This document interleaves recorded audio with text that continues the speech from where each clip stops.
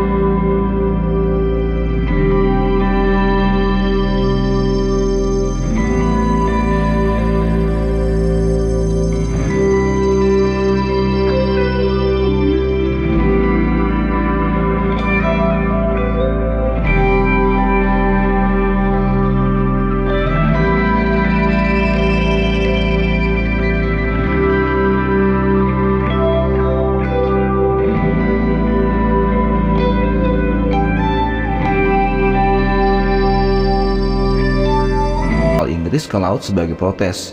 Terus terjadi perang kocak, namanya perang revolusi Amerika. Ada yang pakai baju merah Inggris lawan yang pakai celana coklat Amerika, benar-benar perang antar geng. Thomas Jefferson bikin deklarasi kemerdekaan yang gila. Dia nulis soal hak asasi manusia, kebebasan, dan hak untuk hidup bahagia. Akhirnya pasukan Amerika dibantu sama teman Prancis mereka berhasil bantai pasukan Inggris di Yorktown, dan Amerika jadi negara merdeka. Amerika resmi jadi negara baru pada 4 Juli 1776. Mereka melepaskan balon udara, bikin pesta kembang api, dan bikin barbecue raksasa buat merayakan kemerdekaan mereka. Balik lagi ke pembuatan patung. We'll build them a monument, and you're going to build it. Something that shows we have a bond with the American people. Desainnya itu dikerjain sama seniman Prancis, namanya Frederic Auguste Bartholdi. Dia punya ide buat bikin sesuatu yang gede banget, keren, dan ngegambarin kebebasan. Bangunan ini yang nggak main-main, pakai kerangka besi yang dirancang sama Gustave Eiffel, yang punya tugas bikin Menara Eiffel. Makanya buat kumpulin dana pembuatannya nggak main-main, masih gede banget. Bartholdi dan timnya nggak cuma mengandalkan dukungan dari pemerintah dan investor kaya. Mereka punya ide cemerlang buat melibatkan rakyat secara langsung dalam proyek ini. Mereka bikin semacam kampanye crowdfunding. Bartholdi dan timnya menjual model miniatur dari patung Liberty dan memberikan kesempatan buat orang-orang yang biasa buat berdonasi. Of course, liberty of a much 50 cents. Enlightening the world. This is just one section. Jadi siapa saja yang mau menunjukkan dukungannya bisa ikutan sumbang duit dan mendapatkan replika miniatur patung Liberty sebagai bentuk terima kasih. Konsep ini ternyata sukses besar dan banyak orang Perancis dan Amerika yang antusias ikutan. Jadi bisa dibilang proyek pembangunan patung Liberty ini nggak hanya melibatkan elit dan pemerintah, tapi juga melibatkan kontribusi dari masyarakat. Patung dibuat di Perancis, dari tembaga tipis sampai kerangka besi Eiffel. Semua ini dikerjain dengan presisi dan keahlian tinggi. Setelah jadi, seluruh bagian patung dikirim ke Amerika. Proses pengiriman ini benar-benar petualangan gede. Patungnya dibongkar, dikirimin dalam ratusan kotak, dan dicekin sebelum diperbaiki di Liberty Island. Oh my God, Auguste.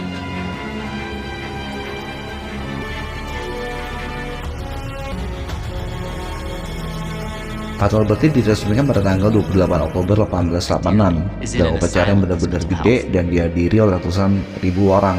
Ini gak cuma jadi peresmian, tapi juga jadi simbol persahabatan antara dua negara top, yaitu Prancis dan Amerika. Bagian patung ini punya makna tersendiri. Lentera di tangannya misalnya sebagai simbol penerangan buat dunia. Patung Liberty ini punya mahkota kebebasan yang penuh dengan bintang dan segala simbol kemerdekaan.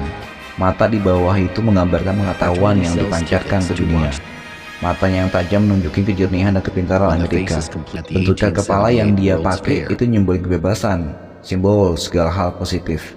Tangan kanannya itu memegang semacam tablet yang isinya tanggal kemerdekaan Amerika Serikat. Terus kenapa seperti wajahnya wanita? Karena mereka mau nunjukin kelembutan, ramah, dan tetap kuat. Kesan femininnya ini bikin orang yang lihat merasa nolak bagi sama patung karena terinspirasi dari ibunya sendiri.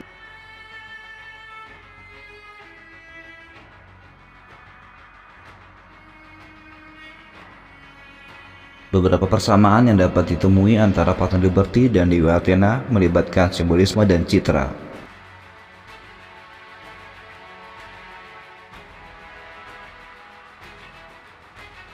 kepala yang ditutupi mahkota atau helm. Dewi Athena seringkali digambarkan dengan memakai helm yang menunjukkan keberanian dan perlindungan. Meskipun patung Liberty tidak mengenakan helm perang, mahkota bintang 7 yang dikenakannya dapat dianggap sebagai bentuk modern dari helm. Toga atau pakaian bergaya Yunani, senjata atau alat pertahanan. Athena seringkali digambarkan membawa perisai dan tombak. Patung Liberty memegang tablet dengan tanggal deklarasi kemerdekaan dan menopang obor menjadi simbol kebebasan. Wanita yang kuat dan berdaulat. Baik Dewi Athena maupun Patung Liberty memiliki gagasan tentang keberanian, kebijaksanaan, dan kebebasan. Mereka adalah gambar wanita yang berdaulat dan kuat. Oh my God.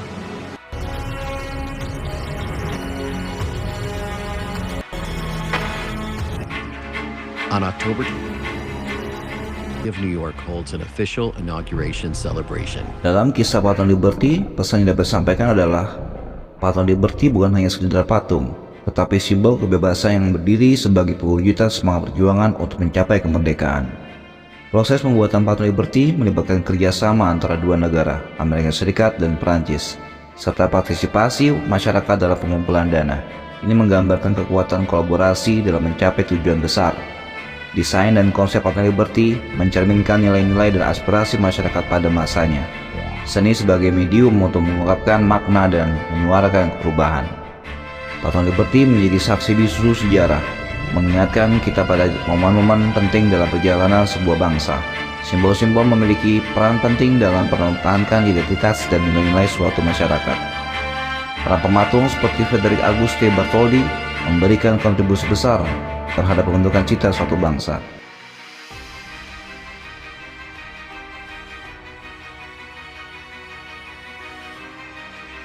Karya seni mereka bukan hanya benda mati, tapi juga pewaris kisah dan nilai-nilai yang terus hidup. Dengan memahami dan mengambil inspirasi dari kisah Patung Liberty, kita dapat mengapresiasi keindahan seni, semangat kebebasan, dan pentingnya menjaga nilai-nilai yang menjadi dasar suatu bangsa.